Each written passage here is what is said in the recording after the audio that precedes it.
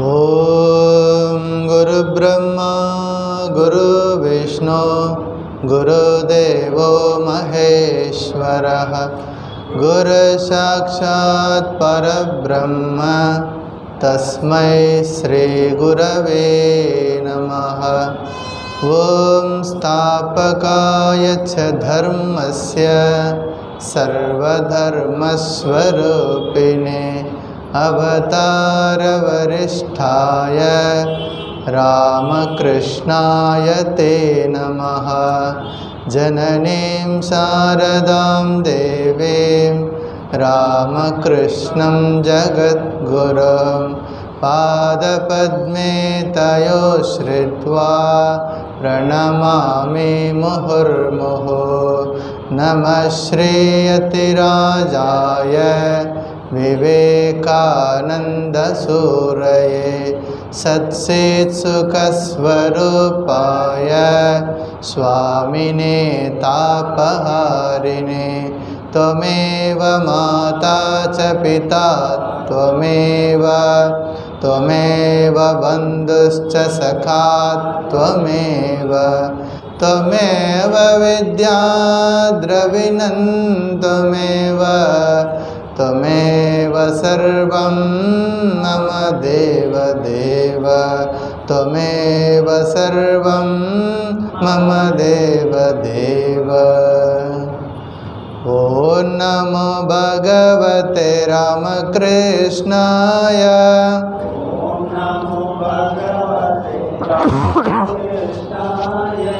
ॐ नमो भगवते रामकृष्णाय।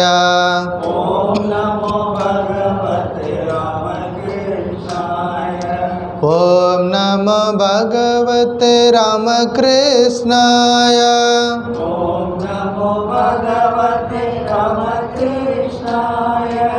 ॐ नमो भगवते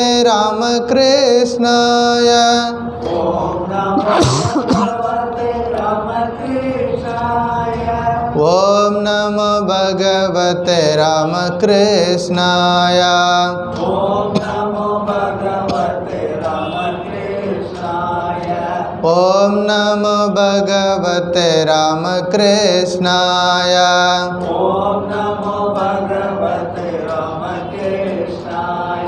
ॐ नमो भगवते रामकृष्णाय। ॐ नमो भगवते रामकृष्णाय। ॐ नमो भगवते रामकृष्णाय। ॐ नमो भगवते रामकृष्णाय। ॐ नमो भगवते रामकृष्णाय। ॐ नमो भगवते रामकृष्णाय। जय रामकृष्ण। श्रीमद्भगवद गीता ध्यान श्लोकम।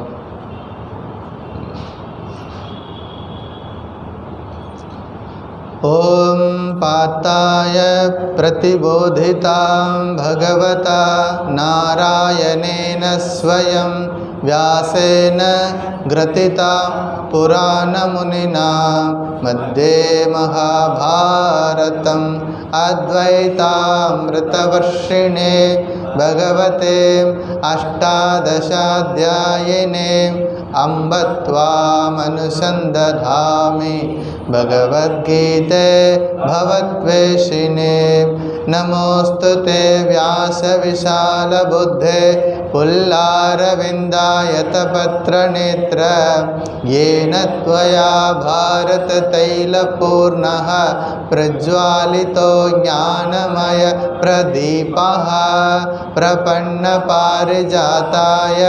स्तोत्रवेत्रैकपाणये ज्ञानमुद्राय कृष्णाय गीतामृतदुहे नमः।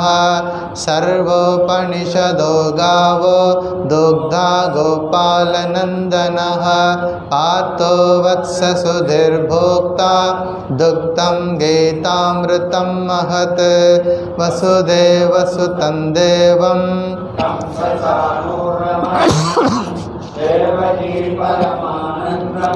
कृष्णं वन्दे जगद्गुरु भीष्मद्रोणतटा जयद्रथजला गान्धारनीलोत्पला शल्यग्राहवती कृपेण वहने कर्णेन वेलाकुला अश्वत्थामविकर्णघोरमकरा दुर्योधनावर्तिने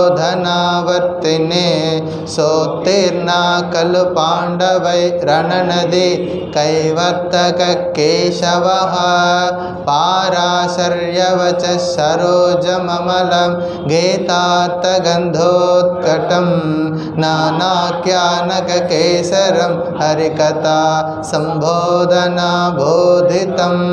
लोके सज्जनषट्पदै अहरः पेपीयमानं मुदा भूयाद्भारतपङ्कजं कलिमल प्रध्वंसिनः श्रेयसे मूकं करोति वाचालं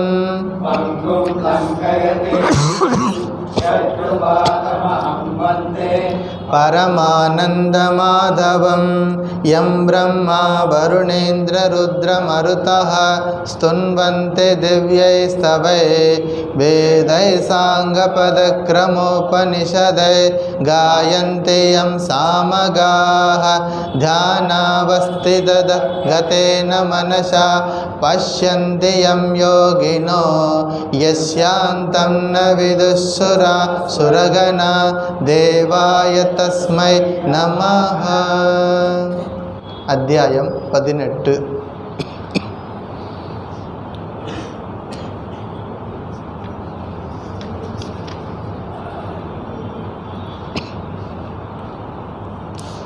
श्लोका नंबर 1 முதல் 64 वரை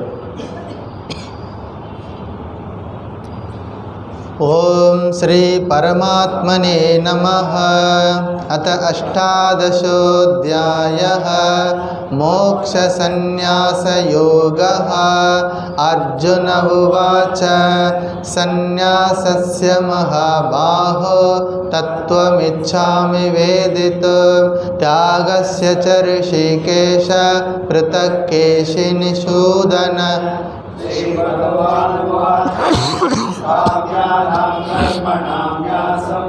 संन्यासं कवयो विदुः सर्वकर्मफलत्यागं प्राहुस्त्यागं विचक्षणाः त्याज्यं दोषवदित्येके कर्म प्राहुर्मनीषिणः यज्ञदानतपःकर्म न त्याज्यम् इति चापरे निश्चयं शृणु मे तत्र त्यागे भरतसत्तम त्यागो हि पुरुषो व्याघ्र त्रिविधः सम्प्रकीर्तितः यज्ञदानतपःकर्म न त्याज्यम्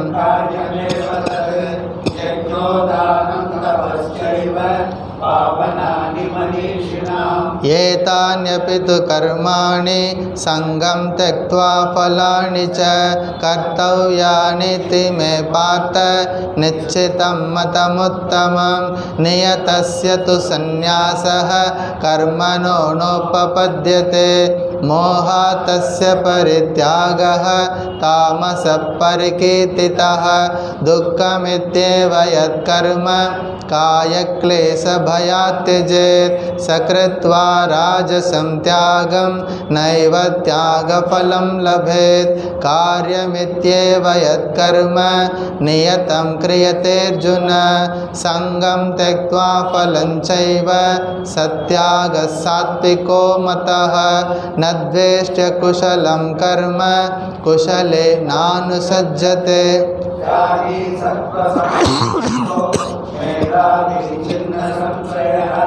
न हि देहभृता शक्यं त्यक्तुं कर्माण्यशेषतः यस्तु कर्मफलत्यागी सत्यागीत्यभिधीयते अनिष्टमिष्टं मिश्रञ्च त्रिविधं कर्मणः फलं भवत्यत्यागिनां प्रेत्य न तु सन्न्यासिनां क्वचित् पंचैतानि महाबाहो कारणानि निबोध मे सांख्ये कृतान्ते प्रोक्तानि सिद्धये सर्वकर्मणाम् अधिष्ठानं तथा कर्ता कारणं सर्वतद्विदं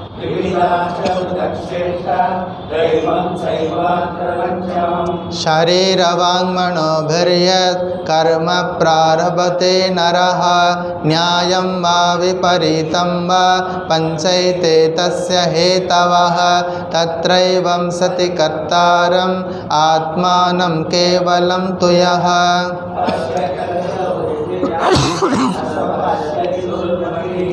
यस्य नाहङ्कृतो भाव बुद्धिर्यस्य न लिप्यते हत्वापि स इमान् लोकान् न हन्ति न निबध्यते ज्ञानं ज्ञेयं परिज्ञाता त्रिविधा कर्मचोदना करणं कर्म कर्तेति त्रिविधः कर्म संग्रहः ज्ञानं कर्म च कर्ता च त्रिधैव गुणभेदतः प्रोच्यते गुणसंख्याने यतावत् शृणुतान्यपि सर्वभूतेषु येनैकं भावम् अव्ययमीक्षते अविभक्तं विभक्तेषु तज्ज्ञानं विद्धि सात्विकं पृथक्त्वेन तु यज्ञानं नानाभावान् पृथक्विधान् वेत्ति सर्वेषु भूतेषु तज्ज्ञानं विद्धि राजसं यत् कृष्णवदेकस्मिन्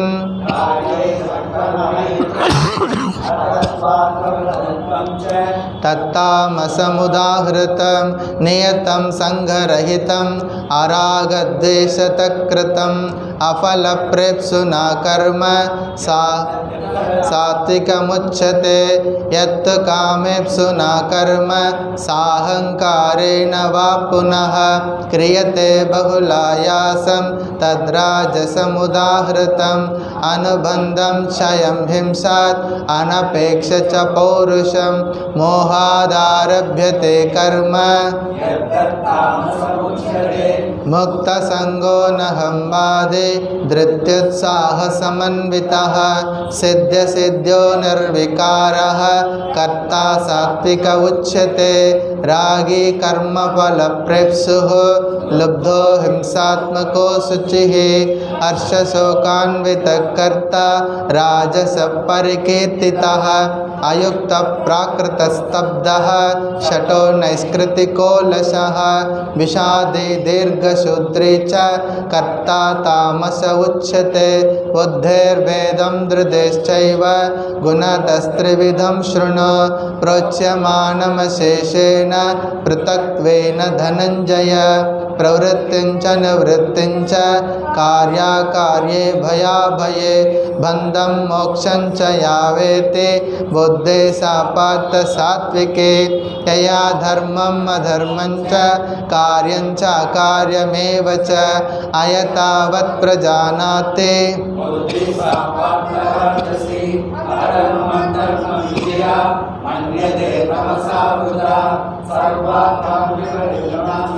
बुद्धे सापात तामसे धृत्यायया धारयते मन प्राणेन्द्रियक्रियाः योगेनाव्यभिचारिण्या धृते सापात सात्विके यया तो धर्मकामार्थान् धृत्या धारयतेऽर्जुन प्रसंगेन फलाकांक्षे धृते सापात राजसे यया स्वप्नं भयं शोकं विषादं मदमेव च न विमुञ्चति दुर्मेधा धृते सापात तामसे सुखं तिदानीं त्रिविधं शृणु मे भरतर्षभ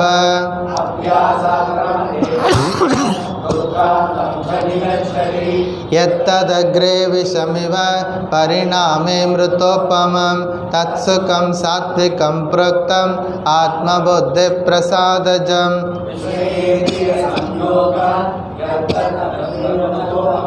परिणामे विषमिव तत्सुखं राजसं स्मृतं यदग्रे चानुबन्धे च सुखं मोहनमात्मनः निद्रालस्य प्रमादोत्तं तत्तामसमुदाहृतं न तदस्ति पृथिव्यां वा दिवि देवेषु वा पुनः सत्वं प्रकृतिजैर्मुक्तं यदेभिस्यात्रिभिर्गुणैः ब्राह्मणक्षत्रियविषां शूद्राणां च परन्तप कर्माणि प्रविभक्तानि स्वभावप्रभवैर्गुणैः शमोदमस्तपःशौचं क्षान्तिरार्जवमेव च ज्ञानं विज्ञानमास्तिक्यं ब्रह्मकर्मस्वभावजं शौर्यं तेजो धृतिर्दाक्ष्यं युद्धे चाप्यपलायनं दानमीश्वरभावश्च क्षात्रं कर्मस्वभावजं कृषिगौरक्षवाणिज्यं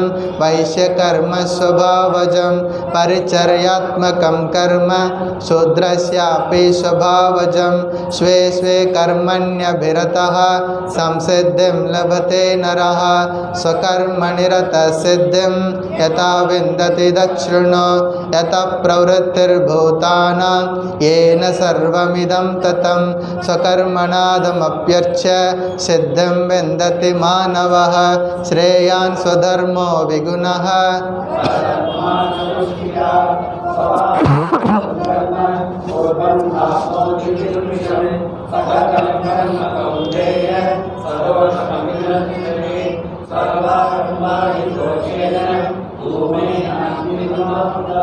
असक्तबुद्धि सर्वत्र जितात्मा विगतस्पृहः नैष्कर्म्यसिद्धिं परमां सन्न्यासेनाधिगच्छते सिद्धिं प्राप्तो यथा ब्रह्म तथाप्नोति निबोध मे समासेनैव कौन्तेय निष्ठा ज्ञानस्य या परा बुद्ध्या विशुद्धया युक्तो धृत्यात्मानं नियम्य च शब्दादीन् विषयान् त्यक्त्वा रागद्वेषो व्युदस्य च विविक्तसेवी लघ्वासी यतवाक्कायमानसः ध्यानयोगपरो नित्यं वैराग्यं समुपाश्रितः अहङ्कारं बलं दर्पं कामं क्रोधं परिग्रहं विमुच्य निर्ममः शान्तो ब्रह्मभूयाय कल्पते ब्रह्मभूतप्रसन्नात्मा न शोचति न काङ्क्षति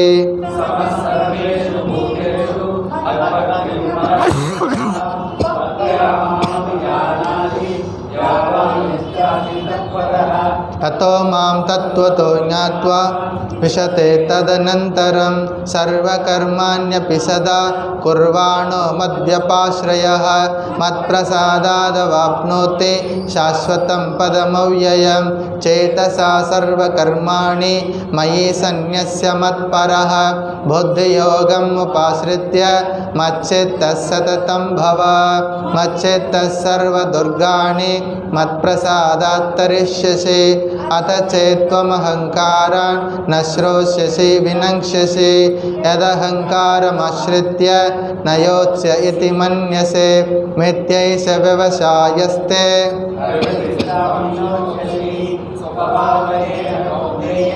निबद्धस्वेन कर्मणा कर्तुं नेच्छसि यन्मोहात् करिष्यस्य वशोऽपि तत् ईश्वरः सर्वभूतानां हृत्तेऽर्जुन तिष्ठते ब्राह्मयन् सर्वभूतानि यन्त्रारूढानि मायया तमेव शरणं गच्छ सर्वभावेन भारत तत्प्रसादात् परां शान्तिं स्थानं प्राप्स्यसि शाश्वत इति ते ज्ञानमाख्यातं गुह्यात् गुह्यतरं मया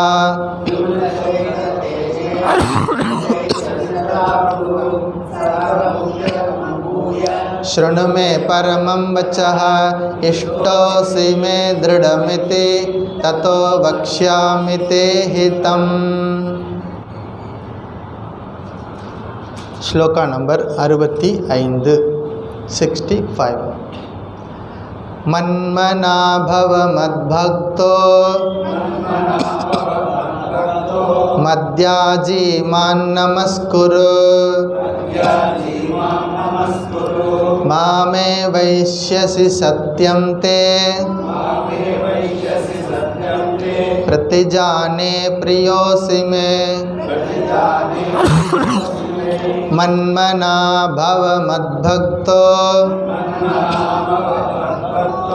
मद्याजी मां नमस्कुरु मामे वैश्यसि सत्यं ते प्रतिजाने प्रियोऽसि मे।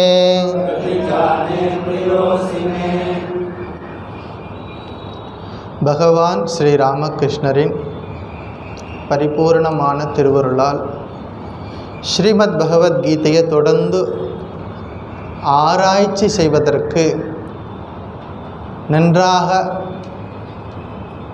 அறிந்து கொள்வதற்கு நமக்கு ஒரு மிகப்பெரிய ஒரு வாய்ப்பு கிடைச்சிருக்கு. இந்த வேள்வியில், இந்த யஜ்ஞத்தில் நேரடியாக கலந்துக்கிட்டாலும் சரி, இதை காணொளி மூலமாக பார்த்து கலந்துக்கிட்டாலும் சரி, எல்லோருக்கும் அந்த பகவானுடைய திருவருள் பரிபூர்ணமாக இருக்கணும், இருக்குது, இருக்கும்.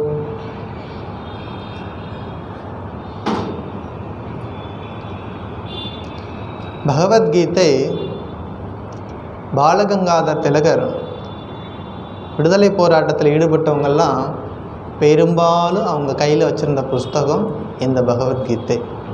சுதந்திரம் எனது பிறப்புரிமை, அதை அடைந்தே தீருவேன் அப்படின்னு முழங்கினார் பாலகங்காதர் திலகர்.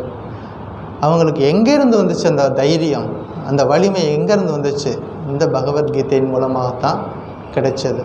மகாத்மா காந்தி அத்தனை துயரங்களையும் பொறுத்துக்கிட்டு போராட்டத்தில் ஈடுபட்டார்.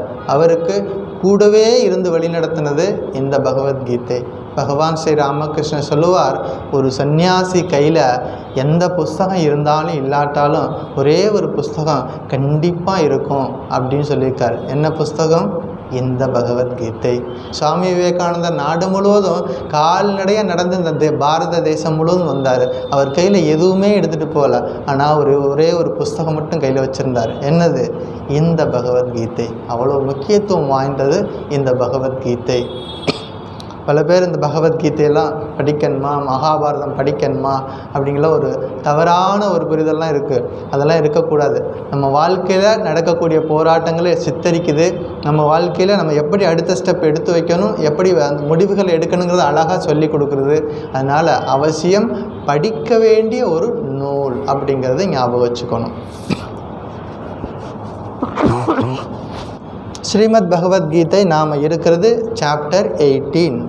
சாப்டர் 18 அர்ஜுனனுடைய கேள்வியிலிருந்து தொடங்குது. நம்ம எல்லாருக்கும் தெரியும். சந்நியாசம், தியாகத்துக்கான வேறுபாட்டை கேட்டார்.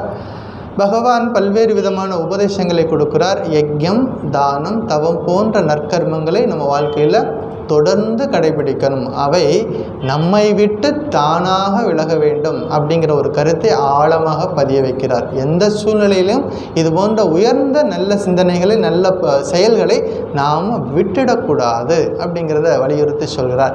ஏன் செய்யணும் அப்படின்னா, இன்றைக்கி அதற்கான விரிவாக்கத்தை பார்க்க போகிறோம் இன்றைய ஸ்லோகத்தில். ஏன் செய்யணும் அப்படிங்கிறத பார்ப்போம். பல்வேறு விதமான அறிவுரைகளை சொல்கிறார். ஒரு 7 தலைப்புகளை எடுத்து மிக சிறப்பாக ஆராய்ச்சி செஞ்சோம். 7 தலைப்புகள் என்னென்ன? சந்நியாசம், ஞானம், கர்ம, கர்த்தா, புத்தி, திருதி, சுகம். அப்பப்போ செக் பண்ணிக்கணும். 7 தலைப்புகள் எவ்வாறு நம்மக்கிட்ட இருக்கக்கூடிய அந்த 3 குணங்களில் வேலை செய்யுது, 3 குணங்களுடைய நிலைகளை பற்றியாக எடுத்து சொன்னார். அதில் சாத்விகம், ராஜசம், தாமசம். சாத்விக குணமாக இருக்கக்கூடிய ஒரு கர்த்தா எப்படி இருப்பார்?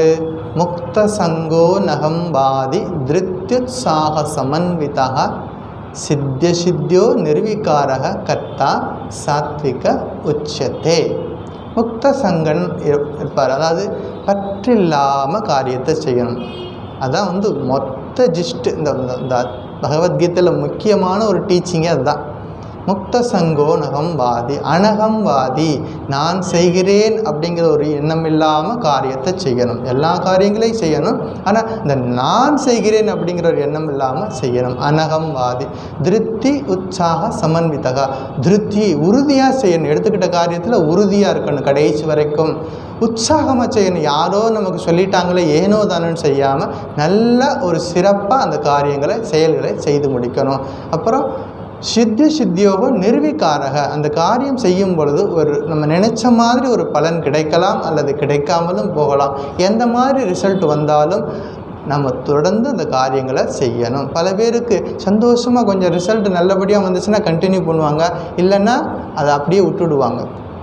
பகவான் ஸ்ரீ ராமகிருஷ்ணர் சொல்லுவார், ஒருத்தர் என்ன பண்ணார், தண்ணி வேணும் அப்படிங்கிறதுக்காக ஒரு இடத்துல கிணறு தோண்டினார். கொஞ்சம் தூரம் கிணறு தோண்டிக்கிட்டே இருக்கிறார். திடீர்னு உள்ளே பார்த்தீங்கன்னா பாறை வந்துருச்சு, கடினமாக பாறை வந்துருச்சு. அதை அந்த இடத்த விட்டுட்டு என்ன பண்ணார், இன்னொரு இடத்துல போய் இன்னொரு கிலோமீட்டர் தள்ளி போய் அங்கே ஒரு இடத்த செலக்ட் பண்ணி அங்கே கிணறு தோண்டினார்.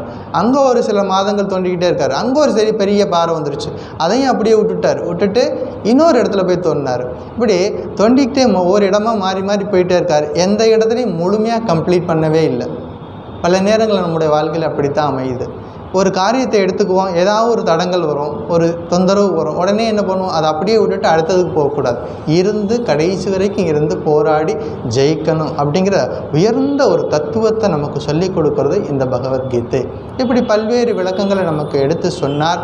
கர்ம யோகத்தினுடைய சாராம்சம், பக்தி யோகத்தினுடைய சாராம்சம், ஞான யோகத்தினுடைய சாராம்சம், இதையெல்லாம் சொல்லிட்டு கடைசியாக, அப்பா அர்ஜுனா, உனக்கு இதுக்கு மேலே என்னால் எதுவும் சொல்ல முடியாது, நான் உனக்கு சொல்ல வேண்டியதெல்லாம் சொல்லிட்டேன், உனக்கு மனசில் என்ன பட்டுதோ என்ன தோணுதோ அது செய் அப்படின்னு முடித்தார். அதுக்கப்புறமா கடைசியாக நம்ம பார்த்த ஸ்லோகம் சர்வ குஹ்யத்தமம் பூயா ஸ்ருணுமே பரமம் வச்சா இஷ்டோசிமே திருடமிதி தத்தோ வக்ஷ்யாமி தேகிதம். அனைத்திலும் ரகசியமான எனது மேலான அறிவுரையை மீண்டும் கேள் அப்படின்னு சொன்னார். எனது உற்ற நண்பனாக நீ இருக்கிறாய், அதனால் உனக்கு நான் நல்லதை சொல்கிறேன் அப்படின்னு போன வாரம் கிளாஸில் பார்த்தோம். இன்றைக்கு ஸ்லோகம் மன்மனா பவ மத்பக்தோ மத்யாஜி மாம் நமஸ்குரு மாமே வைஷ்யசி சத்தியம் தே பிரதிஜானே பிரியோசிமே. பகவத்கீதையில் நம்ம மறக்கக்கூடாத ஒரு ஸ்லோகம் இந்த ஸ்லோகமும் இதுக்கு அடுத்து வரக்கூடிய ஸ்லோகமும். என்ன சுவாமி, 700 ஸ்லோகமும் எல்லாமே நல்ல ஸ்லோகம் தானே, நீங்கள் என்ன இப்படி சொல்கிறீங்க? ஒரு எல்லாமே நல்ல ஸ்லோகம், எல்லாமே நல்ல விஷயங்களை எடுத்து சொன்னாலும் இந்த ஸ்லோகம் கடைசியாக ஃபைனலாக பகவான் வாயிலேருந்து வரக்கூடிய இந்த 2 ஸ்லோகம் முக்கியமான ஸ்லோகம். எல்லாமே ரகசியம், எல்லாமே சாரமெல்லாம் சொல்லி அந்த சாரத்துக்கும் சாரமாக சொல்ல போகிறார். 700 ஸ்லோகத்தை இந்த 2 ஸ்லோகத்தில் சொல்ல போகிறார். 700 ஸ்லோகத்தில் என்னெல்லாம் விஷயங்கள் சொன்னாரோ அந்த அவ்வளோ விஷயங்களையும் இந்த ஸ்லோகா நம்பர் 65லையும் 66லையும் சொல்ல போகிறார். அதனால் ரொம்ப காதை நல்லா தீட்டி வச்சுட்டு கேட்கணும். மைண்டு என்ன 100% இங்கே இருக்கணும், உடம்பு மட்டும் இங்கே இருக்காமல் மனசு 100% இங்கே இருக்கணும். முக்கியமான ஒரு காலகட்டம் பகவத்கீதையில். மன்மனா பவ மத் பக்தோ மத்யாஜி மாம் நமஸ்குரு மாமேவ ஏஷ்யசி சத்தியம் தே பிரதிஜானே பிரியோசிமே. மன்மனா பவ, என்னிடம் மனதை வைத்து, மத் பக்தக, என் பக்தனாக இரு, மத்யாஜி பவ, என்னை வழிபடு, மாம், என்னையே, நமஸ்குரு, என்னை வணங்கு, சத்தியம், சத்தியம் செய்து, பிரதிஜானே, உறுதி கூறுகிறேன், மே, எனக்கு, பிரியக அசி, எனக்கு பிரியமானவன், என்னிடம் மனதை வைத்து என் பக்தனாக இரு, என்னை வழிபடு, என்னை வணங்கு, என்னையே அடைவாய். உனக்கு சத்தியம் செய்து இதனை உறுதி கூறுகிறேன், எனக்கு நீ உகந்தவன் நீ அப்படின்னு சொல்கிறார். மன்மனா பவ மத் பக்தோ பவ மத்யாஜி பவ மாம் நமஸ்குரு. மாமேவ, அந்த ஏவ ரொம்ப முக்கியமானது. மாமேவ ஏஷ்யசி, என்னையே அடைவாய். மாமேவ ஏஷ்யசி தே சத்தியம், நான் சத்தியம் செய்து சொல்லுகிறேன். என்ன செய்கிறேன்? பிரதிஜானே, உறுதியாக சொல்லுகிறேன், நீ எனக்கு பிரியமானவன். மே பிரியசி, பிரியாகா அசி, பிரியோசி. இந்த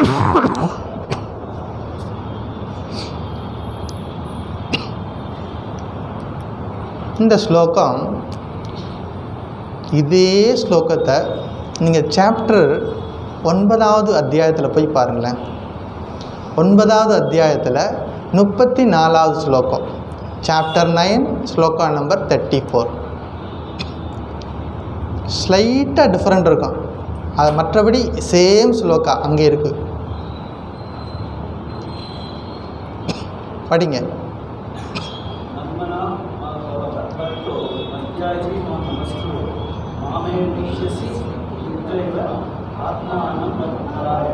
அவ்வளோதான். 1.25 ஸ்லோகம் அங்கே இருக்குது, அப்படியே இங்கே இருக்குது.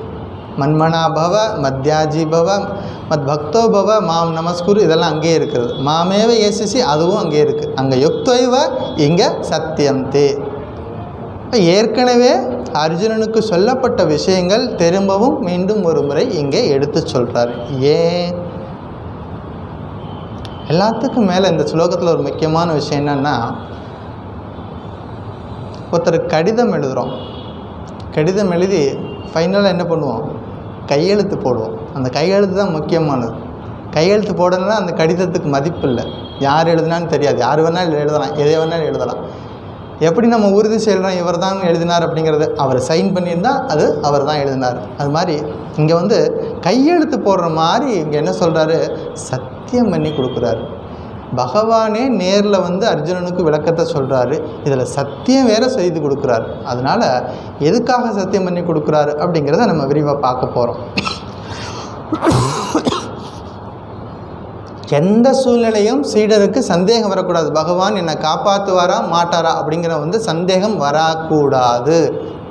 யார் பகவானை சரணடைந்தவரோ அவரை நிச்சயமாக அந்த இறைவன் காப்பாற்றுகிறார் அப்படிங்கிற உறுதியை கொடுக்குறாரு இந்த ஸ்லோகத்தில். அதாவது இந்த உலக வாழ்க்கைக்கு வந்திருக்கக்கூடிய நாம் அவரை நினைக்கணும். எவரை? எந்த பகவான் இந்த உலகத்தில் எல்லாரையும் தோற்றுவிச்சு எல்லாருக்கும் பரிபாலனை பண்ணி எல்லாருக்கும் எல்லாத்தையும் செய்கிறாரோ அந்த இறைவனை நினைக்கணும், எப்போதும் நினைக்கணும். அந்த இறைவன் மீது பக்தி செய்யணும்.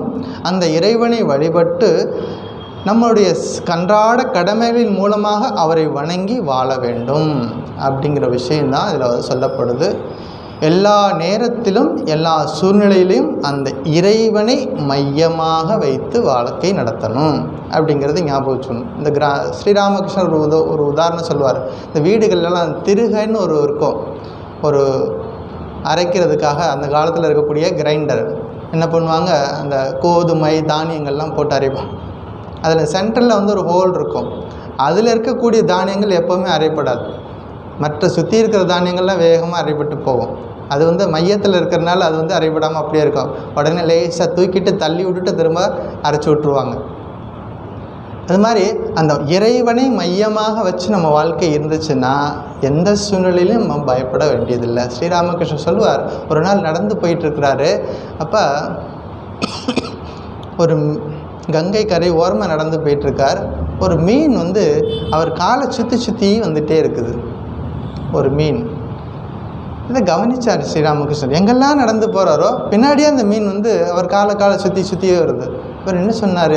இந்த மீனை பிடிச்சிட்டு வா, என் காலை சுற்றி வருது, மீன் எடுத்துகிட்டு வா. எடுத்துகிட்டு வந்து பத்திரமா கொண்டு போய் ஒரு குளத்தில் விட்டுட்டாங்க. அது என்ன சரணடைஞ்சு வந்திருக்குது, அது பத்திரமா கொண்டு போய் விட்டுடு அப்படிங்கிறாரு. அப்படி யார் இறைவனை சரணடைந்து நம்ம வாழ்க்கை இருக்கிறதோ ஒரு காலத்தில் நம்ம பயப்பட வேண்டியதில்லை. நமக்கு பின்னாடி அந்த இறைவன் நம்ம கூடவே இருக்கிறார் அப்படிங்கிறது. அதாவது இறைவனுடைய வாக்கு ஒரு காலத்திலும் பொய்யாக போகாது. அதுக்கு தான் சத்தியம் பண்ணுறார், பொய்யாக போகாது. இதை நம்ம ஸ்ரீகிருஷ்ண மகாபாரத்தில் ஒரு நிகழ்ச்சி, திரௌபதி கிட்ட ஸ்ரீகிருஷ்ணர் இதே கருத்தை சொல்கிறார். என்ன சொல்கிறார் தெரியுமா? வானம் இடிந்து விழலாம், என்னைக்காவது இந்த ஸ்கை கீழே விழுகுமா? விழுகவே விழுகாது, அது அப்படியே தான் இருக்கும். அது ஒருவேளை அது கூட கீழே இடிந்து விழலாம். சரி, இந்த பூமி தூளாக போகலாம். பூமி என்னைக்காவது அப்படி போகுமா? தெரியாது, நடக்கவும் நடக்காது. அதுவே ஒருவேளை அது கூட நடந்தாலும் நடந்துடலாம். ஆனால் என்னுடைய வாக்கு பொய்யாகாது.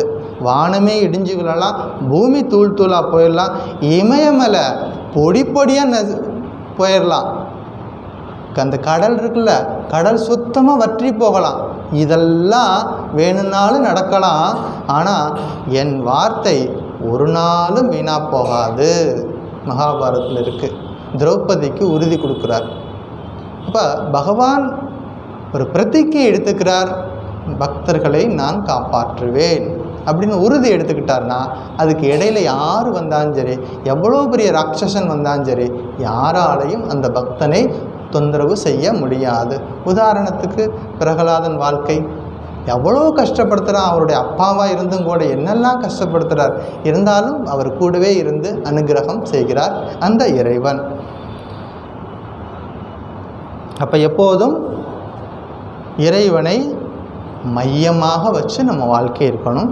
சத்தியத்தை கடைபிடிக்கணும். அடுத்தது என்ன பண்ணணும்? சத்தியத்தை கடைபிடிக்கணும். பகவான் ஸ்ரீ ராமகிருஷ்ணன் மேலே ஒரு அருமையான பாட்டு இருக்குது. வா ஸ்ரீ குரு தேவனே வா, வா ஸ்ரீ குரு தேவனே வா, ಶ್ಯಾಮಲ ಕೋಮಲ ಸುಂದರ ಮೋಹನ ವಂದಿಡು ಕೋವಿಲಿல் வாழ்ந்திடு நீயே, இதய கோவில் வாழ்ந்திடு நீயே, வா ஸ்ரீ குரு தேவனே வா. அதில் முக்கியமான ஒரு வரி வருது. சத்திய யுகத்தை நிறுவிட வந்த, எதுக்கு வந்திருக்காரு பகவான் ஸ்ரீ ராமகிருஷ்ணர்? ஏற்கனவே சத்திய யுகம் முடிஞ்சு அதுக்கப்புறமா திரேதாயுகம் வந்து துவாபர யுகம் வந்து இப்போ கலியுகம் நடந்துட்டுருக்கு. ஆனால் ஸ்ரீராமகிருஷ்ணனுடைய அவதாரம் வந்த அன்னையிலிருந்து இது சத்திய யுகம் ஆயிடுச்சு. சத்திய யுகத்தை நிறுவிட வந்தாய், சத்தியம் ஒன்றே சாதனை என்றாய். என்ன செய்யணும்? இந்த கலியுகத்தில் நம்ம செய்யக்கூடிய சாதனைகள் என்னது? ஒற்றை காலில் நிற்கிறது, கண்ணை மூடிட்டு இருக்கிறது, சாப்பிடாமல் இருக்கிறது, அதெல்லாம் இருந்தாலும் அதை விட முக்கியமான ஒரு சாதனை நம்ம செய்யணும். சத்தியம் பேசணும். சத்தியம் ஒன்றே சாதனை என்றாய், சத்திய வழிதனில் சார்வோரில். யாரெல்லாம் சத்தியத்தை பின்பற்றி போகிறார்களோ சத்திய பொருளை அடைவார் என்றாய். இது யாரெல்லாம் சத்தியத்தை கடைபிடிச்சு போகிறாங்களோ அவங்க என்ன செய்வாங்களாம்? சத்திய பொருளாகி அந்த இறைவனை அடைவார்கள். சத்திய வடிவே சனாதனனே. அவர் இந்த பகவான் எப்படி வடிவமாக இருக்கார்? சத்தியத்தின் வடிவமாக இருக்கிறார். அந்த சத்திய பரம்பொருளே வந்து சத்தியம் செய்யுதுன்னா நம்ம இதுக்கு மேலே என்ன செய்யணும்? பகவானுக்கு இத்தனை விளக்கம் கொடுக்குறார் ஸ்ரீராமகிருஷ்ணர். அப்போ சத்தியத்தை நம்ம வாழ்க்கையில் எந்த சூழ்நிலையிலும் அதுக்கு காம்ப்ரமைஸ் பண்ணக்கூடாது. சத்தியம் ஞானம் அனந்தம் பிரம்ம. வேதத்தில் சொல்லுது, பிரம்மத்தை பற்றி சொல்லும் பொழுது அது சத்தியம், அது ஞானம், ஞான வடிவானது, சத்திய வடிவானது, அனந்தம் பிரம்ம அப்படின்னு வேதத்தை பற்றி வேதத்தில் சொல்லுது. சத்தியமேவ ஜெயத்தே. நம்முடைய பாரத நாட்டினுடைய லட்சணையில் இருக்குது சத்தியமேவ ஜெயத்தே. முண்டக்க உபனிஷத்தில் வரக்கூடிய வார்த்தை இது, மந்திரம். சத்தியமே ஜெயிக்கும், உண்மையே எப்போதும் ஜெயிக்கும். சத்தியமேவ ஜெயத்தே. வேதம் சொல்லுது சத்தியம் வத. உபனிஷத் சொல்லுது தர்மஞ்சர, மாத்ருதேவோ பவ பித்ருதேவோ பவ. ஒரு ஸ்டூடெண்ட் வந்து குருகுலத்தில் படிச்சுட்டு இருக்காரு. படித்து அவருக்கு ட்ரைனிங் எல்லாம் முடிஞ்சது. அன்னைக்கு கன்வெகேஷன் நடக்குது. அன்னைக்கு பிரிவு, வீட்டுக்கு போகணும். அப்போ குருநாதர் சொல்லிக் கொடுக்கக்கூடிய கடைசி உபதேசம் என்ன சொல்லிக் கொடுக்குறாரு? நான் சொல்லிக் கொடுத்த புஸ்தகம்லாம் பத்திரமா எடுத்துகிட்டு போன்னு சொல்லலை. நான் சொல்லிக் கொடுத்த புஸ்தகம்லாம் பத்திரமா எடுத்துகிட்டு போ, இந்த நோட்ஸ் எல்லாம் எடுத்து பத்திரமா வச்சுக்கோ அப்படின்லாம் சொல்லலை. என்ன சொன்னார்? கடைசியாக உபதேசம் எப்போதும் சத்தியம் பேசு, தர்மத்தை கடைபிடி, அப்பா அம்மாவை தெய்வமாக வணங்கு, இப்படி சொல்லிக் கொடுக்குறாங்க. வேதத்தில் சொல்லிக் கொடுக்குறாங்க. இதுதான் முக்கியமான தவம். ஒரு நாள் ஸ்ரீராமகிருஷ்ணர் அவருடைய சீடர் ஒருத்தர் சுவாமி பிரம்மானந்தர், அவருக்கு இன்னொரு பேர் ராக்கால் மகாராஜ். அவர் எப்போதும் ஸ்ரீராமகிருஷ்ணர் கூடவே இருப்பார். ஒரு நாள் என்னாச்சு, என்ன ராக்கால், உன்னை நான் என்னால் பார்க்கவே முடியல, முகத்தை என்னால் பார்க்க முடியலையே, என்ன நடந்தது அப்படின்னு கேட்குறாரு. ஏன் இன்னைக்கு உன்னுடைய முகத்தை என்னால் பார்க்க முடியலை, ஏதாவது போய் சொன்னியா அப்படின்னாரு. அவர் யோசிக்கிறார், ஆமாம் என்னுடைய ஃப்ரெண்டு ஒரு நண்பர் கூட பேசிகிட்டு இருக்கும்போது விளையாட்டுக்காக ஒரு பொய் சொல்லிட்டேன்.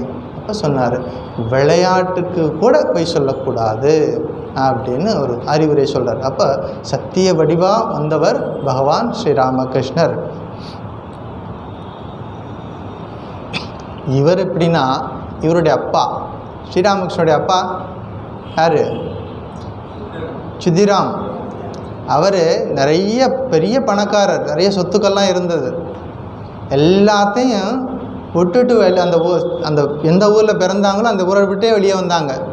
ஒரே ஒரு காரணத்துக்காக, பொய் சாட்சி சொல்ல சொன்னாங்க. அவர் முடியாதுன்னு சொல்லிட்டார். இருக்கிற எல்லாத்தையும் எடுத்துக்கிட்டு ஊரை விட்டே வெளியே அனுப்பிட்டாங்க. சந்தோஷமாக வந்தாங்க.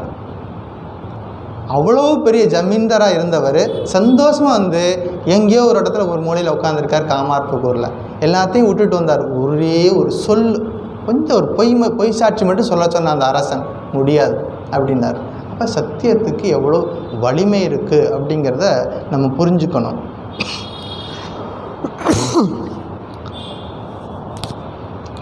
இந்த ஸ்லோகத்தில் இதெல்லாம் ஒன்றுன்னா சொல்கிறாங்க. அதாவது மன்மனா பவ, மத்யாஜி பவ, மத் பக்த பவ, மாம் நமஸ்குரு. இதெல்லாம் எப்படி அப்படின்னா, இப்போ நீங்கள் வீட்டிலேருந்து புறப்பட்டுருப்பீங்க. இன்றைக்கி நம்ம கீதா கிளாஸுக்கு போகணும் அப்படிங்கிறது ஒரு எண்ணம்.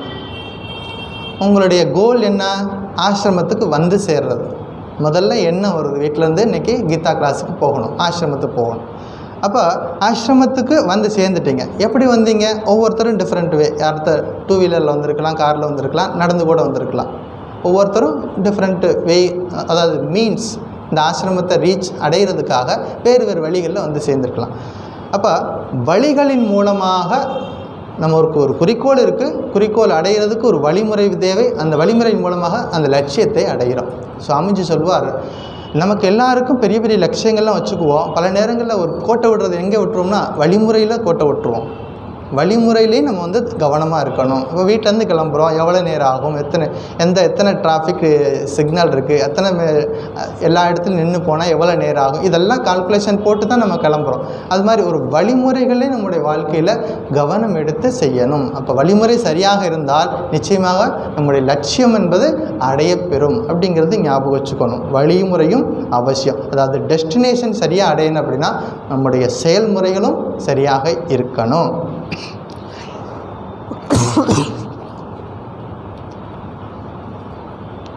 நமே பக்த பிரணஷ்யதி. பகவத்கீதையில் பல்வேறு இடங்களில் பகவான் சொல்கிறார், என்னுடைய பக்தன் ஒரு நாளும் அழிய மாட்டான். நமே பக்தா பிரணஷ்யதி. பக்தக பிரணஷ்யதி, பக்தகன் அழிகிறான். ந மே பக்தக, ந அப்படின்னா இதுக்கு ஆப்போசிட். எந்த நாளும் என்னுடைய பக்தன் அழிய மாட்டான். நமே பக்தக பிரணஷ்யதி. இந்த நதிகள் எல்லாம் கடலை நோக்கி தான் பயணம் செய்யுது. எங்கேயோ ஒரு மலையில் சின்னதாக ஒரு மலை துளிகள் விழுந்து அந்த நதி கொஞ்சம் சின்னதாக ஓடைகளாக வந்து பெரிய, அதில் நிறைய சிற்றாறுகள்லாம் சேர்ந்து பெரிய நதியாகுது. அந்த நதிகள்லாம் கடலுக்கு போய் சேருது. கடலுக்கு போய் சேர்றது வரைக்கும் அதுக்கு ஒவ்வொரு இடத்துலையும் ஒரு பேர் நம்ம வச்சுருப்போம். காவேரின்னு வச்சுருப்போம், நர்மதான்னு வச்சுருப்போம், கங்கான்னு வச்சுருப்போம், கோதாவரின்னு வச்சுருப்போம். எல்லா நதிகளும் கடலுக்கு போய் சேர்ற வரைக்கும் தான் ஐடென்டிட்டி தனியாக இருக்கும். எப்போ கடலில் போய் சேர்ந்துருச்சோ அதுக்கப்புறமா கோதாவரி தனியாக சொல்ல முடியாது, நர்மதன் தனியாக சொல்ல முடியாது. அதாவது அந்த பகவானோட ஐக்கியமானதுக்கப்புறமா ஜீவாத்ம பரமாத்ம ஐக்கியத்துவம். அது வரைக்கும் தான் இந்த ஜீவாத்மனுக்கு நான் என்னவன், எனக்கு இவ்வளவு மதிப்பு இருக்குது, நான் இவ்வளவு படிச்சிருக்கேன், எனக்கு இவ்வளவு சொந்தம் இருக்குது, என்னென்னமோ சொல்லிக்கிறோம். அந்த ஜீவாத்மாவுக்கு ஒரு சொல்லிக்கிறோம். அதெல்லாமே எது வரைக்கும், அந்த பரமாத்மாவோட ஐக்கியமான வரைக்கும் தான். பரமாத்மாவோட ஐக்கியமானதுக்கப்புறமா ஜீவாத்மா அப்படிங்கிறது ஒன்று கிடையாது. இருக்கிறது ஒன்றே ஒன்று, அது பரமாத்மா. அதுக்கான பயிற்சி தான் இந்த ஹோல் லைஃப் நமக்கு கொடுத்துருக்காரு. வேதம் சொல்லுது, வேதாகமேத்தம் புருஷம் மகாந்தம் ஆதித்யவர்ணம் தமசப்பரஸ்தாத் தமேவம் வித்வான் அமிர்த இக பவதி நானிய பந்தா வித்யதே அயனாய. ரிஷிகள் என்ன சொல்கிறாங்க, வேதத்தில் ரிஷிகள் வேதாகமேத்தம், நாங்கள் அறிந்து கொண்டோம். எதை? வேதாகம், நாங்கள் தெரிஞ்சுக்கிட்டோம். எதை அறிஞ்சுக்கிட்டாங்க? புருஷம், அந்த இறைவனை. அந்த புருஷன் யார்? மகாந்தம், அந்த மிகப்பெரிய அந்த உயர்ந்த லட்சிய புருஷனை நாங்கள் அறிஞ்சுக்கிட்டோம். எங்கே இருக்கார் அவர்? ஆதித்ய வர்ணம். அவர் அந்த ஒளிக்கெல்லாம் அவர் நம்மளால் கற்பனையே பண்ணி பார்க்க முடியாது. அப்படிப்பட்ட ஒளி கடவுளை நாங்கள் தெரிந்து கொண்டோம். வாருங்கள், நீங்களும் அந்த உயர்ந்த நிலைக்கு போங்க.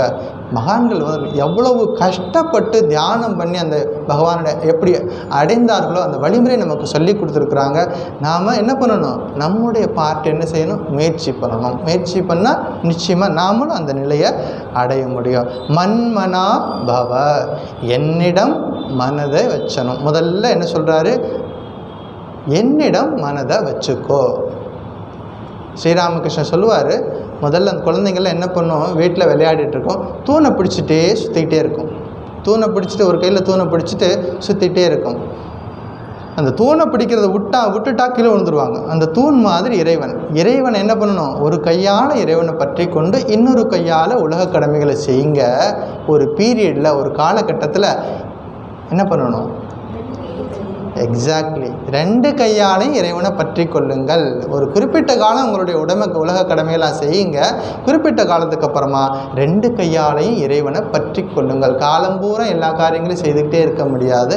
ஒரு குறிப்பிட்ட காலத்துக்கு அப்புறமா கம்ப்ளீட்டாக இறைவனை மட்டும் நினைங்க அப்படின்னு சொல்கிறார். மன்மனா பவ, அது எப்படி இருக்கணும்? எண்ணெய் ஒழுக்கு போல சாஸ்திரம் சொல்லுது. ஒரு பாத்திரத்துலேருந்து இன்னொரு பாத்திரத்தில் எண்ணெய் ஊற்றணும்னா அதுக்கு பேர் தைல தாரவத்து. அதாவது அதில் அது கொஞ்சம் கூட இந்த பிரிவு இருக்காது, ஒரு டிஸ்டர்பன்ஸ் இருக்காது. எண்ணெயை ஊற்றும் பொழுது அது தொடர்ந்து வந்துக்கிட்டே இருக்கும். அது மாதிரி இறைவன் நாம சொல்லிக்கிட்டே இருக்கணும். ராமாயணத்தில் ஒரு நிகழ்ச்சி இருக்குது. காக்கபூஷண்டின்னு ஒரு முக்கியமான ஒரு கேரக்டர். ஒரு காகம் என்ன பண்ணுச்சு? தண்ணி தாகம் எடுக்குது. பறந்து போய் ஒரு இடத்துல ஒரு நீர்நிலை இருக்குது, அங்கே போய் சேர்ந்துருச்சு. தண்ணி தாகம் இந்த காகத்துக்கு. தண்ணி குடிக்கிறதுக்கு தண்ணிக்கு பக்கத்தில் போய் உட்காந்துருச்சு. உட்காந்துட்டு தண்ணி குடிக்க வேண்டியதானே, அதுக்காக தானே இவ்வளோ தூரம் தேடி வந்துச்சு. தண்ணி குடிக்காமல் அப்படியே உட்காந்துட்டே இருக்குது. திரும்ப எழுந்து பறந்து போகுது. பறந்துட்டே இருக்குது. திரும்ப தண்ணி பக்கத்தில் உட்காருது. தண்ணி குடிக்காமல் கொஞ்ச நேரம் உட்காந்துருக்குது. திரும்பவும் பறந்து போகுது. ராமர் லக்ஷ்மணன் 2 பேரும் இதை கவனிக்கிறாங்க. லக்ஷ்மணன் கேட்குறான் அண்ணங்கிட்ட, ராமர்கிட்ட, ராமா, என்ன நாடகம் நடக்குதுங்க? அந்த காகத்துக்கு தண்ணி தாகம் இருக்குது, தண்ணி குடிக்கத்தான் இங்கே வந்திருக்குது. தண்ணியை பார்த்துட்டு தண்ணி குடிக்க வேண்டியதானே, எதுக்காக தண்ணி குடிக்காமல் சுற்றி வருது அப்படின்னு லக்ஷ்மணன் கேட்குறான். அப்போ ராமர் சொன்னார், நீயே போய் கேளு, உனக்கு பதில் சொல்லும். போய் கேட்குறான். அந்த காகம் பதில் சொல்லுது, நான் தண்ணி குடிக்கத்தான் வந்தேன், எனக்கு தண்ணி தாகம் இருக்கிறது உண்மை. ஆனால் இந்த தண்ணி குடிக்க போனேன்னா ஒரு செகண்டு என்னுடைய ராமநாமம் கெட்டு போயிடும். என்னுடைய ராமநாமம் சொல்கிறது தடைப்பட்டு விடும். தண்ணி குடிக்கும்போது ஒரு ராமநாமம் சொல்கிறது தடைபட்டு விடும். அதனால் என்னால் நாம சொல்லாமல் இருக்க முடியலை. அப்படி ஒரு நிலை வரணும். அதுக்கு பேர் தான் அஜப்பா ஜப்பம், முயற்சி இல்லாமல் செய்யக்கூடிய ஜப்பம். நம்ம இப்போ தீட்சை வாங்கினவங்க முயற்சி பண்ணி என்ன பண்ணுவோம்? ஜப்ப மாலை வச்சோ கைகளினாலேயோ நாமத்தை சொல்லிக்கிட்டே இருப்போம். நம்ம முயற்சி பண்ணி செய்கிறோம். ஆனால் ஒரு பீரியடில் என்ன ஆகும் அப்படின்னா, அஜப்பா ஜபம் அப்படிங்கிறது நம்மளுடைய எந்த முயற்சியும் இல்லாமல் மனசு ஏதோ ஒரு பொருளை கெட்டியாக பிடிச்சிக்கிட்டு அந்த நாமத்தை சொல்கிறது. நம்ம விரும்பினாலும் விரும்பாவிட நம்மளால் கட்டுப்படுத்தவே முடியாது. அப்படி ஒரு நிலை, அதுக்கு பேர் தான் அஜப்பா ஜப்பம், நம்முடைய முயற்சி இல்லாமல் நடக்கிறது. அப்படி ஒரு நிலை வரணும். அப்படி ஒரு நிலையை வரணும்னு பகவான் நம்மக்கிட்ட எதிர்பார்க்கார். என்ன சொல்கிறாரு? மன்மனா பவ, என்னையே நினச்சிக்கிட்டே இரு. அடுத்தது என்ன சொல்கிறாரு? மத் பக்தா, என் மீது பக்தி கொண்டவனாக இரு. நமக்கு எல்லா இடத்துலையும் பக்தி இருக்குது பகவானை தவிர. எல்லாம் நமக்கு வேணும். எல்லா விதமான உலகியல் கம்ஃபர்ட்டும் நமக்கு தேவை இருக்குது. ஆனால் பகவான்கிட்ட போகும் பொழுது மட்டும் நமக்கு நிறைய லிஸ்ட்டோடு போவோம். பகவானே, இதெல்லாம் நீ கம்ப்ளீட் பண்ணி கொடுத்துரு, உனக்கு உண்டியலில் இவ்வளோ போட்டுடுறேன் அப்படின்னா என்ன? அதுக்கு பேர் சுவாமிஜி சொல்கிறார், விவேகானந்தர் சொல்கிறார், அதுக்கு பேர் பிஸ்னஸ் பண்ணக்கூடாது. பகவான்கிட்ட போகும்போது கம்ப்ளீட்டாக எதையும் எதிர்பார்க்காம போகணும். மாம் நமஸ்குரு. எப்படி வணங்கணும் பகவானை? சாமி கோயிலுக்கு போனால் நம்ம நமஸ்காரம் பண்ணுறோம். ஆண்களாக இருந்தால் சாஷ்டாங்க நமஸ்காரம், பெண்களாக இருந்தால் பஞ்சாங்க நமஸ்காரம் சாஸ்திரம் சொல்லி கொடுத்துருக்கு. அதுதானே நமஸ்காரம் அப்படின்னா? இல்லை. நமஸ்காரம்னா மாம் நமஸ்குரு அப்படின்னா மனசு, வாக்கு, காயம் 3 சேர்ந்து நமஸ்காரம் பண்ணணும். பல நேரங்களில் உடம்பு மட்டும் நமஸ்காரம் பண்ணிகிட்ருக்கோம், மனசு வேறு ஏதோ நினச்சிட்ருக்கோம். அப்படி இருக்கக்கூடாது. மனசு, வாக்கினாலையும் மனதினாலையும் உடலாலையும் வணங்குறதுக்கு பேர் தான் மாம் நமஸ்குரு. எல்லா சூழ்நிலையிலையும் அந்த இறைவனை மையமாக வச்சு செய்யணும். இந்த குரு சிஷ்யன் இந்து மதத்தில் முக்கியமான ஒரு விஷயம். எந்த ஒரு வேதிக் பாடமும் ஆரம்பிக்கும் பொழுது ஒரு மந்திரம் சொல்லுவோம். சகனா பவது சகனௌ புனக்து சக வீரியங்கரவாவகை தேஜஸ்வினாவதீதமஸ்து மா வித்விஷாவகை சொல்கிறோம். மா வித்விஷாவகை. எங்கள் 2 பேருக்கு இடையில் எந்த சூழ்நிலையிலும் சண்டை வரக்கூடாது, பிரிவு வரக்கூடாது. 2 பேரும் ஒற்றுமையாக இருந்து நாங்கள் லட்சியத்தை அடைவோம். சகனாவை ஒத்து சகனவ புனக்து 2 பேர் சேர்ந்து. இப்போ குருநாதர் சிஷ்யனை எந்த சூழ்நிலையிலும் கைவிட மாட்டார்.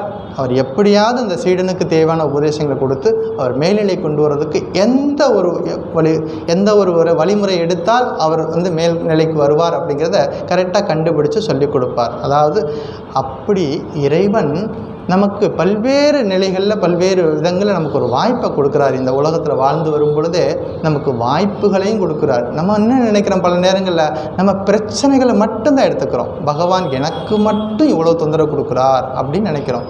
எனக்கு மட்டும் இவ்வளோ பிரச்சனைகளை கொடுக்குறார், எனக்கு மட்டும் இவ்வளோ தொந்தரவுகள்லாம் இருக்குது அப்படின்னு நினைக்கிறோம். ஆனால் அந்த பிரச்சனைகள்லேருந்து மீண்டு வர்றதுக்கான வாய்ப்புகளையும் இந்த பகவான் நமக்கு கொடுத்துருக்கிறார். அதையும் சரியாக கவனித்து அந்த வாய்ப்புகளை பயன்படுத்தி அந்த இறைவனை அடையணும். சரி, இந்த பகவானை அடையணும். அதாவது மன்மனா பவ சொல்லிட்டோம், மத் பக்தனாக இருக்கணும்னு சொல்லிட்டோம், மத் தியாஜின்னு சொல்லியிருக்கிறோம். அப்படி நான் இறைவனை சரணடைஞ்சு இருந்தேன்னா எனக்கு என்ன கிடைக்கும் கேள்வி வருதில்ல. நமக்கு எப்போவுமே இதை செஞ்சால் எனக்கு என்ன கிடைக்கும், என்ன லாபம் அப்படின்னு கேட்போம். என்ன லாபம் அப்படின்னா வேதம் சொல்லுது, தன்னம எத்தி பாசீத நம்யந்தே ஏஸ்மை காமாக. தைத்திரிய உபனிஷதம். யார் இறைவனை வணங்குகிறானோ, யார் இறைவனை சரணடைந்து இருக்கிறானோ அவனுக்கு இன்பங்கள் எல்லாம் அவனை வந்து சேருங்கிறார் வேதம் சொல்லுது.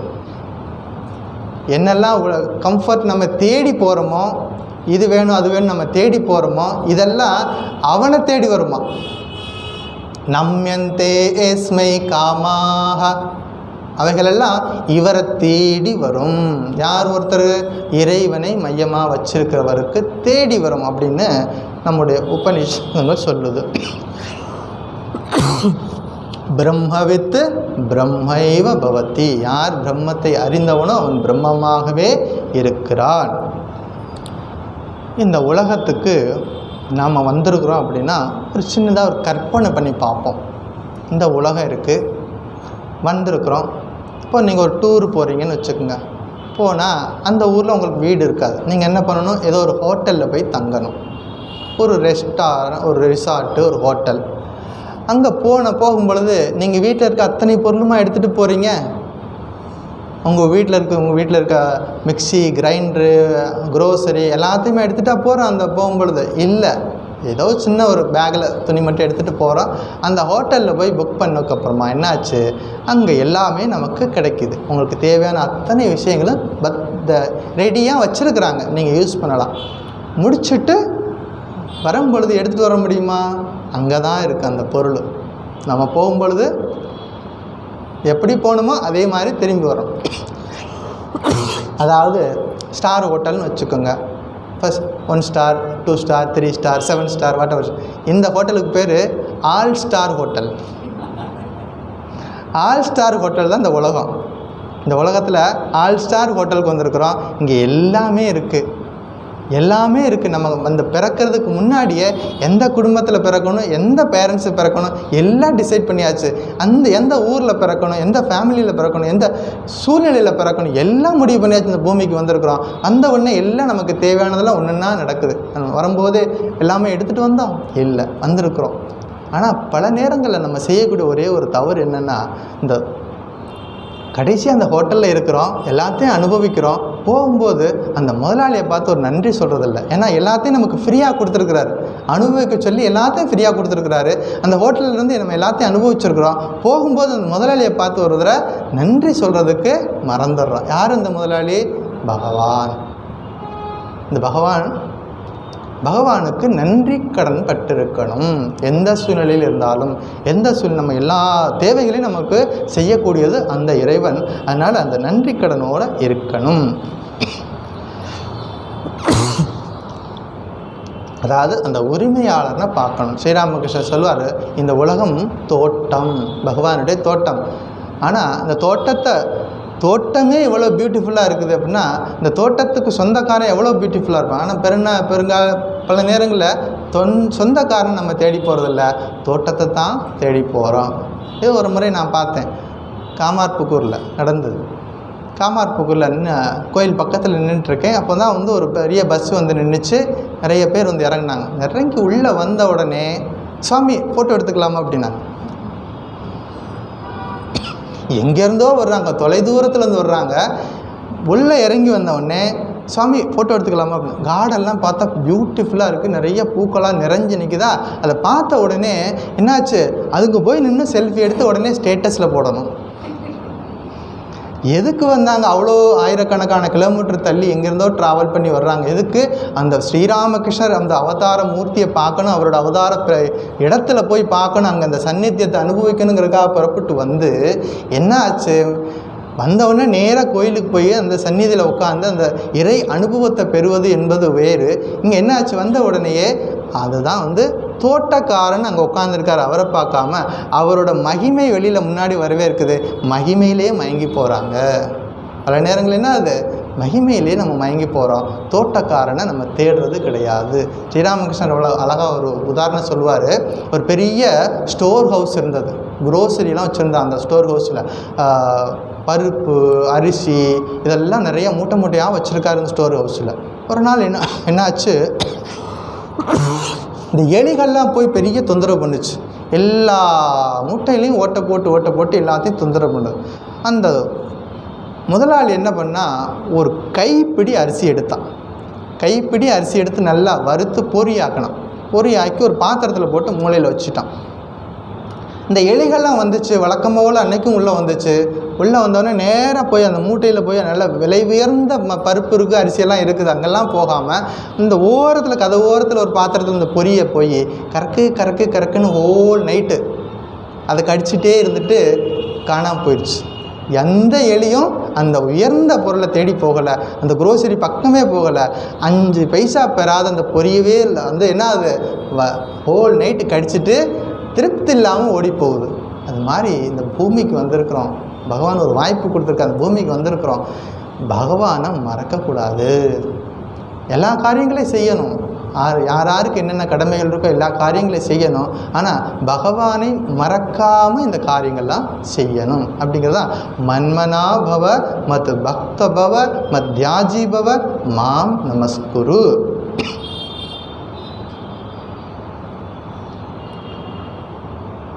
இன்னொரு விஷயம், ஒரு முக்கியமான விஷயம் கற்றுக்கணும். அதாவது நான் ஏற்கனவே சொன்னேன், 700 ஸ்லோகத்திலேயே இந்த 2 ஸ்லோகம் முக்கியமாக நம்ம வாழ்க்கையில் மறக்கக்கூடாத ஸ்லோகம். 65, 66. 65 என்னது, மன்மனா பவ மத் பக்தோ பவ மத் தியாஜி பவ மாம் நமஸ்குரு மாமேவ ஏஷ்யசி சத்தியம் தே பிரதிஜானே பிரியோசிமே. இதை எப்படி பிரிச்சுக்கணும்னா, பகவத்கீதை அப்படிங்கிற ஒரு கிரந்தம், ஒரு நூலை எப்படி பிரிக்கணும் அப்படின்னா, 2 விஷயம் முக்கியமாக சொல்ல வருது. ஒன்று, எது தர்மம் எது அதர்மம், இதை பற்றிய விளக்கம். ஏன்னா இதில் தானே குழப்பம் வந்துச்சு அர்ஜுனனுக்கு. எது தர்மம் எது அதர்மம், இதை பற்றின விளக்கம். இதுக்கு பேர், இன்னொரு பேர் என்ன சொல்லணும்னா கர்ம யோகம். எது தர்மம் எது அதர்மம். அல்லது எது சரி எது தவறு. இதுக்கு இன்னொரு பேர் கர்ம யோகம். இன்னொரு 2வது விஷயம் இருக்குது. அது என்ன தெரியுமா? அது பகவானை பற்றின ஒரு விஷயம். ஒன்று பகவானால் உருவாக்கப்பட்ட இந்த உலகம், இன்னொன்று பகவான் யார் இந்த உலகத்தை உருவாக்குனாரோ அந்த பகவான், அதாவது பரபிரம்ம ஞானம். அங்கே என்ன விஷயம் சொல்லப்படுறது? எது சத்தியம் எது அசத்தியம், எது உண்மை எது பொய், இதை பற்றின விஷயங்கள். இப்போ முதல் 2 டாபிக் பார்த்துருக்கோம். ஒன்று எது சரி தவறு, இன்னொன்று எது சத்தியம் எது அசத்தியம். இன்றைக்கி நாம் பார்க்குற ஸ்லோகம் வந்து நம்பர் 1, எது சரி எது தவறு, அதாவது கர்ம யோகம். பகவத்கீதை மொத்த 700 ஸ்லோகமும் 2ஆக பிரிச்சிங்கன்னா, ஒன்று கர்ம யோகத்தை பற்றி சொல்லுது, ஞான யோகத்தை பற்றி சொல்லுது. சாமி பக்தி யோகம்லாம் இருக்குது, கர்ம யோகத்துக்குள்ளே அதுவும் அடக்கம், பக்தி யோகம்லாம் இருக்குது. சரி, தர்மம் செஞ்சால் புண்ணியம், அதர்மம் செஞ்சால் பாப்பம். இது எல்லோரும் நம்ம சொல்லி கொடுத்துருக்காங்க. வியாசர்கிட்ட கேட்டாங்க, சுவாமி நிறைய புராணங்கள்லாம் இருக்குது, எத்தனை புராணங்கள்லாம் படித்து நான் என்றைக்கு வந்து முக்தி அடைகிறது, சுருக்கமாக எனக்கு சொல்லுங்களேன் அப்படின்னார். அப்போ அவர் சொன்னார், என்ன சொன்னார்? ஒரே ஒரு சொன்னார், எது தர்மம் செஞ்சின்னா உனக்கு புண்ணியம், அதர்மம் செஞ்சின்னா பாவம் அப்படிங்கிற ஸ்டேட்மெண்ட்டை சொல்கிறார்.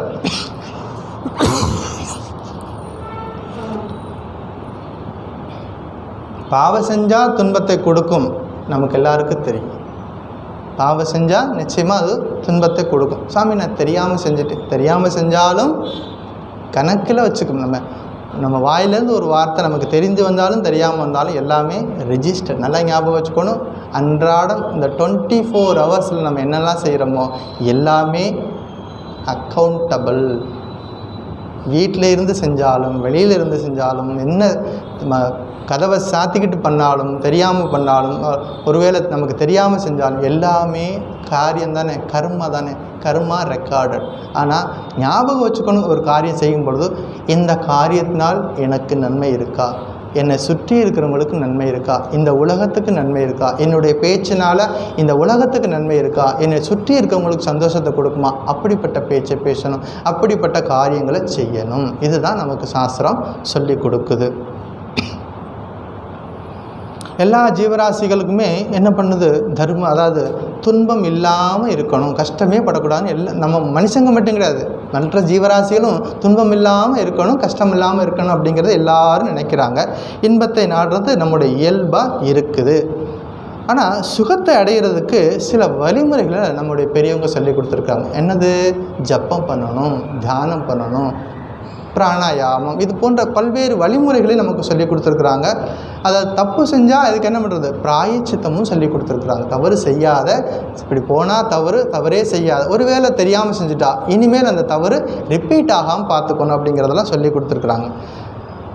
கர்மம், நம்ம செய்யக்கூடிய கர்மத்துடைய புண்ணியம் கம்ப்ளீட்டாக நிறைவடையாது. கர்ம யோகத்தின் மூலமாகத்தான் நம்முடைய வாழ்க்கை ஓய்வு பெறுவோம். கர்மம் என்பது ஒரு முழு நிறைவை தராது. பகவத்கீதையில் என்ன சொல்ல வர்றாரு? கர்மத்தை நம்ம யாராலையும் கைவிட முடியாது. கர்மத்தை எப்படி செய்யணும்? யோகமாக செய்யணும். சுவாமி விவேகானந்தர் சொன்னார் துரியானந்தர்கிட்ட பார்த்து, ஹரிபாய், நான் இந்த உலகத்துக்கு புதிய ஒரு வழிமுறையை சொல்ல போகிறேன், இந்த உலகத்துக்கு ஒரு புதிய பாதையை காட்ட போகிறேன். யார் யார் எங்கெங்கே இருக்கிறாங்களோ, யார் யார் என்னென்ன வேலை செய்கிறாங்களோ அந்த வேலைகளை செய்வதன் மூலமாகவே அவர்களுக்கு உயர்ந்த கதி, உயர்ந்த இறைநிலை அடையிறதுக்கான வழியை நான் காட்ட போகிறேன். அதுதான் என்னது? கர்மத்தை கர்ம யோகமாக செய்ய வேண்டும். எப்படி செய்கிறது? பலனில் பற்றில்லாமல் செய்யணும். செய்தால் அதுக்கு என்ன ஆகுது? அது கர்ம யோகமாக மாறுகிறது. ஸோ மன்மனாபவ மத் பக்தபக மத் யாஜி பவ மாம் நமஸ்குரு, அதாவது அகங்காரம் இல்லாமல் கம்ப்ளீட் சரண்டர் ஆகு. அப்படி ஆனால் என்ன நடக்கும் அப்படின்னா, மாமேவ ஏஸ்யசி, என்னையே நீ அடைவாய். நான் யார்? ஆனந்த ஸ்வரூபம். பகவான் யார்? ஆனந்த ஸ்வரூபமாகிய என்னை நீ அடைவாய். நாம் யார்? நாமளும் ஆனந்த ஸ்வரூபம். பல நேரங்களில் நம்ம ஆனந்த ஸ்வரூபம் அப்படிங்கிறத மறந்துருக்கிறோம். நம்ம ஆனந்த ஸ்வரூபத்தமான இறைவனை நம்ம அடையிறதுக்கு என்ன பண்ணணும்? இறைவனை சரணடையணும். சத்தியம் தே பிரதிஜானி, நான் உனக்கு ப்ராமிஸ் பண்ணுறேன், சத்தியம் பண்ணி சொல்கிறார். அர்ஜுனா, என் வாக்கில் நம்பிக்கை வை, நிச்சயமாக உன்னை நான் கடைத்தேற்றுவேன் அப்படின்னு சத்தியம் பண்ணி சொல்லி கொடுக்குறாரு. ஏன்னா பல நேரங்களில் நமக்கு ஒரு சந்தேகம் வந்துடும். சுவாமி சொல்கிறாரே, நடக்குமா நடக்காதா அப்படின்னு ஒரு சந்தேகம் வந்துடும். சந்தேகமே வரக்கூடாது அப்படிங்கிறதுக்காக என்ன பண்ணுறாரு? சத்தியம் பண்ணி சொல்கிறாரு, நிச்சயமாக என் நம்பு, நிச்சயமாக நடக்கும் அப்படிங்கிறார். ஏன் சத்தியம் பண்ணுறேன்னு தெரியுமா? நீ எனக்கு ரொம்ப பிரியமானவன், பிரியாஹா அசி, எனக்கு ரொம்ப பிரியமானவன், அதனால் உனக்கு நான் இவ்வளோ தூரம் இறங்கி சொல்கிறேன். 700 ஸ்லோகம் சொன்னேன், பல விதமாக உனக்கு சொன்னேன், கடைசியாக எல்லாத்தையும் மறந்துட்டாலும் இந்த 2 ஸ்லோகத்தையாவது ஞாபகம் வச்சுக்கோப்பா. என்ன சொல்கிறாரு? இந்த 2 ஸ்லோகத்தையாவது ஞாபகம் வச்சுக்கோ. 65 66 ஞாபகம் வச்சுக்கோ. 65 என்னது? மன்மனா பவ மத் பக்தக பவ மத்யாஜி பவ மாம் நமஸ்குரு மாமேவ ஏசியசி சத்தியம் தே பிரதிஜானே பிரியோசிமே அப்படின்னு ஒரு உறுதிமொழியை சொல்கிறார். ஏன் இந்த பகவான் நமக்கு மேலே இவ்வளோ அனுசரணை, இவ்வளோ அக்கறை? ஒரு முறை ஸ்ரீ ராமகிருஷ்ணர் சொன்னார், ஒரு பக்தர் கேட்டார், சுவாமி ஏன் எந்நேரம் பார்த்தாலும் நரேந்திரன் நரேந்திரன் நரேந்திரன் புலம்பிக்கிட்டே இருக்கிறீங்க, எங்களெல்லாம் பார்த்தா பக்தனா தெரியலையா கேட்குறார் ஒரு பக்தர். எப்போ பார்த்தாலும் நரேந்திரன் வரலையா நரேந்திரன் வரலையான்னு கேட்டுகிட்டே இருக்கிறீங்க, நாங்களும் தானே இங்கே வந்திருக்கிறோம் அப்படின்னார். அப்போ அவர் சொல்கிறார், நான் எதையாவது அவங்ககிட்ட எதிர்பார்த்து அவங்க மேலே பக்தி செலுத்துன்னு நினைக்கிறியா? இங்கே ஒருத்தன் இருக்கிறான், லாட்டுன்னு பேர். யார் அவர்? சுவாமி அத்புதானந்தர். அவங்ககிட்ட உப்பு வாங்க கூட காசு கிடையாது அவன் வீட்டில். அவனையும் என் பக்கத்தில் வச்சுருக்கிறேன், லாட்டு மகாராஜ். அவங்கெல்லாம் ஏன் நான் பக்கத்தில் வச்சுருக்கேன்? இவர்கள் தூயவர்கள். தூயவர்கள் தூயவர்களை பகவானுக்கு ரொம்ப பிடிக்கும். அதனால் திரும்ப திரும்ப சொல்கிறேன், இந்த சத்தியம் தே சத்தியம் தே, அந்த சத்தியம் யாரெல்லாம் தூய வாழ்க்கை வாழ்கிறார்களோ அவர்களை பகவானுக்கு ரொம்ப பிடிக்கும் அப்படிங்கிறத ஞாபகம் வச்சுக்கணும்.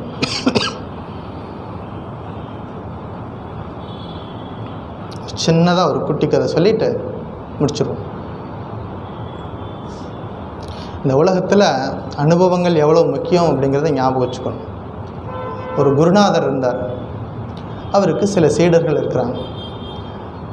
சீடர்கள் கேள்வி கேட்குறாங்க, சுவாமி எவ்வளவோ சாஸ்திரம் படிக்கிறோம், எல்லா விதமான வாழ்க்கையில் நெறிமுறைகள்லாம் அனுபவிக்கிறோம், வாழ்க்கையில் அனுசரணை பண்ணுறோம், எல்லாம் செய்கிறோம், இருந்தும் இவ்வளோ கஷ்டம் இருக்கே, வாழ்க்கையில் துன்பங்கள் இருக்கே, இது ஏன்?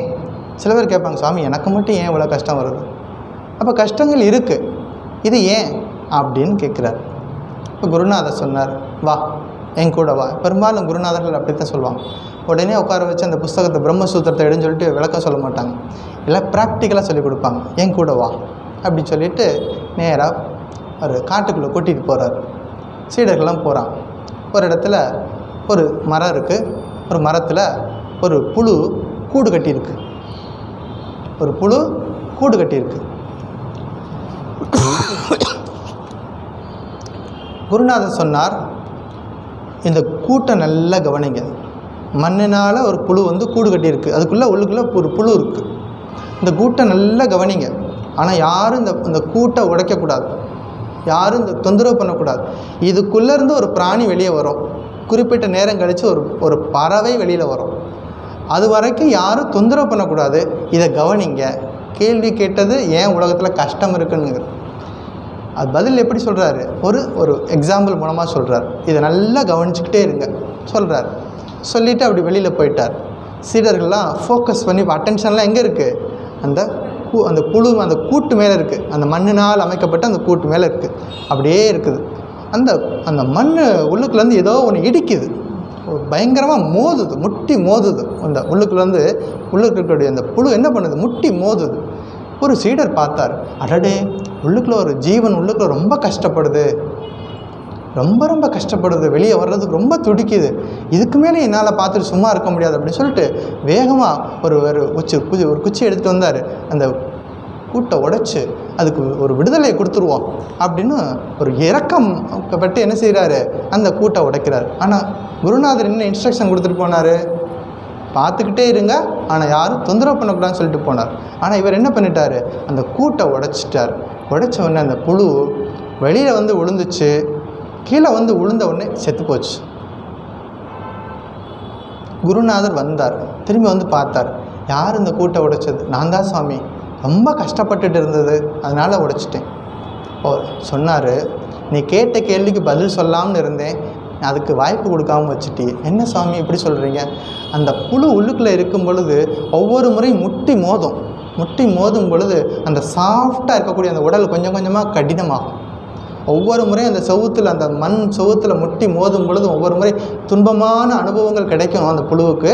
இருந்தாலும் அந்த திரும்ப அந்த அனுபவங்கள் கிடைக்க என்ன ஆகும்னா உறுதி கிடைக்கும், அந்த உடம்புக்கு உறுதி கிடைக்கும். அப்புறம் என்ன ஆகும், அந்த புழுவுக்கு அந்த உடம்பை பாதுகாக்கிறதுக்காக இறக்கைகள் முளைக்கும்.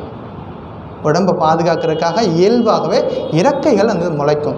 ஒன்ஸ் எல்லாம் ரெடி ஆயிடுச்சு, இறக்கை முளைச்சிருச்சு அப்படின்னா அப்போ அந்த கூட்டை உடைச்சிட்டு வெளியில் வரும். வெளியில் வந்தால் கீழே விழுந்து சாகாது, ஜாலியாக பறந்து போகும். இதுதான் வாழ்க்கையின் அற்புதம், அனுபவம். ஆனால் அதுக்கு ஒரு வாய்ப்பே கொடுக்காம நீ பெரிய ஏதோ நன்மை செய்கிறதா நினச்சிட்டு அது முழுசும் பக்குவப்பட்டு வெளியில் வர்றதுக்கு அந்த டைம் கொடுக்காம நீ என்ன பண்ணிட்ட, உடனே உடைச்சி வெளியில் கொண்டு வந்துட்ட. அது புழுவாகவே வெளியே வந்துச்சு. புழுவாக வெளியே வந்தால் பறக்க முடியாது, அது இறந்து போச்சு. வாழ்க்கையில் துன்ப அனுபவங்களும் தேவை. துன்ப அனுபவங்களின் மூலமாக நம்ம வாழ்க்கையில் என்ன பண்ணுறோம், நமக்கு அதுக்கான சக்தி வருது, திறமை வருது, ஃபேஸ் பண்ணி நம்ம அடுத்ததுக்கு போகிறோம். அப்படிங்கிற ஒரு விஷயத்தோட அர்ஜுனனுடைய கலக்கம் என்னது, போர் செய்ய மாட்டேன்னு சொன்னதுனால இவ்வளோ அனுகிரகம் பண்ணுறார் பகவான். ஸோ அடுத்த வாரம் ஸ்லோகா நம்பர் 66, அதாவது நம்ம பார்க்கக்கூடிய இரண்டாவது தலைப்பு. முதல் தலைப்பு கர்மயோகத்தினுடைய பார்த்தோம், அடுத்தது நம்ம பார்க்கக்கூடிய இரண்டாவது தலைப்பில் பார்க்க போகிறோம். ஸ்லோகா நம்பர் 66. இன்றைய ஸ்லோகா நம்பர் 65. மன்மனா பவ மத் பக்தோ மத்யாஜி மாம் நமஸ்குரு மாமேவ ஏசியசி சத்யம் தே பிரித்திஜானே பிரியோசிமே. என்னிடம் மனதை வைத்து என் பக்தனாக இரு, என்னை வழிபடு, என்னை வணங்கு, என்னையே அடைவாய். உனக்கு சத்தியம் செய்து இதனை உறுதி கூறுகிறேன், நீ எனக்கு பிரியமானவன் அப்படின்னு முடிக்கிறார். அடுத்த வாரம் அடுத்த ஸ்லோகம். ஓம் சாந்தி ஷாந்தி ஷாந்தி. ஹரி ஓம் தத்சத். ஸ்ரீராமகிருஷ்ணார்ப்பணமஸ்து.